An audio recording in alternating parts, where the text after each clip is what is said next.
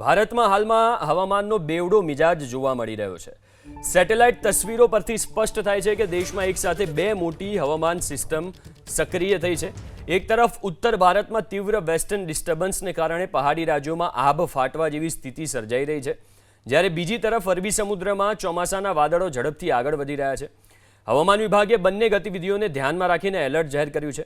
Latest satellite ઇમેજમાં જમ્મુ કાશ્મીર, હિમાચલ પ્રદેશ અને ઉત્તરાખંડ પર વાદળોનો એક વિશાળ સ્પ્રિંગ આકારનો ઘેરાવો સ્પષ્ટ દેખાઈ રહ્યો છે, જે તમે તસવીરમાં પણ જોઈ શકતા હશો, જેને કારણે આ ત્રણેય રાજ્યોમાં ભારે વરસાદનું જોખમ તોડાઈ રહ્યું છે।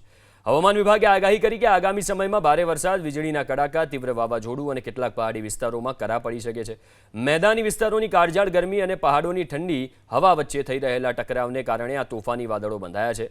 દક્ષિણ ભારતમાંથી સામાન્ય રીતે 1 જૂનની આસપાસ શરૂ થતું ચોમાસું આ વર્ષે વહેલું દસ્તક દઈ રહ્યું છે।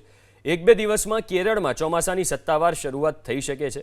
કેરળના દરિયાકાંઠે અને લક્ષદ્વીપ નજીક અત્યંત ઘાટા વાદળો જામ્યા છે, જે દર્શાવે છે કે હિન્દ મહાસાગરમાંથી ભેજયુક્ત પવનો ઝડપથી ભારત તરફ આગળ વધી રહ્યા છે।